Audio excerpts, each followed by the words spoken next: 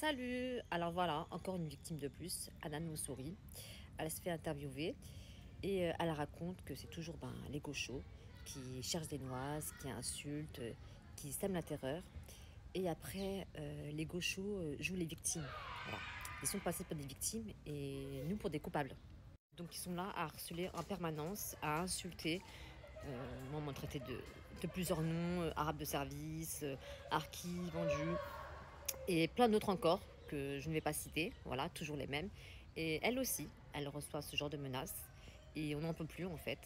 Et c'est pour cela qu'elle raconte que elle est plus sur le parti RN. Et moi, je vois beaucoup de personnes, moi, j'avais jamais voté RN. Il y a beaucoup de personnes qui changent d'avis et qui votent RN, justement à cause de ça, de ce ras-le-bol. On en a marre en fait de se faire insulter, de recevoir des menaces. Ça suffit quoi. On veut vivre en paix. Et c'est pour cela qu'il faut se mobiliser et bien voter le 30 juin et le 7 juillet pour que les choses bougent. Voilà, je vous fais de gros bisous.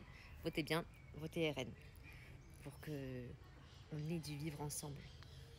Voilà, bisous bisous. Bonjour Cyril, bonjour à tous, merci de me recevoir. Merci d'être là. Votre candidature vous a valu une flopée d'insultes racistes et sexistes sur les réseaux sociaux. Vous avez reçu des messages vraiment « ta mère la chienne doit être fière de toi »,« sale serpillière »,« beurette »,« arabe de service ». Qui vous envoie ces messages ? En regardant un peu les comptes Instagram et Twitter des personnes qui m'envoient ça, il y a toujours les mêmes profils qui reviennent. On arrive à identifier facilement que ce sont des personnes d'extrême gauche, de gauche, qui utilisent ces insultes qu'on voit qui sont violentes. Qui sont extrêmement présentes sur les réseaux sociaux, Ouais. et qui essaient donc de faire peur sur les réseaux sociaux, également d'installer une terreur sur les réseaux sociaux pour que les gens ne puissent plus s'exprimer, et ça on le voit de plus en plus. Vous, aujourd'hui, vous avez donc choisi de rejoindre, vous êtes candidate LR, vous avez, dans la 8e circonscription de l'Isère, vous avez choisi de vous allier au Rassemblement National. C'est à partir de là que tout a commencé ou pas ?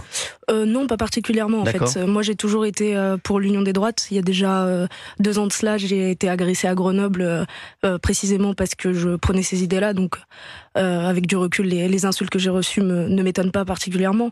Après, c'est vrai que je m'attendais pas à avoir autant de violence d'un seul coup.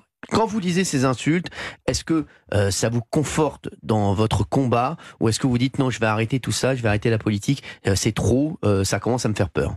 Non, pas du tout. Au contraire, oui, ça me conforte dans ce que je pense. Je sais que ces personnes-là qui pensent être dans le camp du bien, au contraire, sont des personnes du coup de gauche qui mettent les gens dans des cases en fonction de leur couleur de peau, de leur origine. Moi, à droite, dans le camp patriote, on m'a jamais rappelé que j'étais d'origine maghrébine ou quoi. On m'a toujours considéré comme les autres parce que je suis... En revanche, c'est ce qu'on vous rappelle sur les réseaux sociaux, Oui. et ce que vous rappellent vos détracteurs, puisqu'on dit on vous traite de beurette, d'arabe de service. Et c'est souvent ce qu'on entend, et les insultes qui sont proférées, qui sont des insultes pour moi extrêmement graves.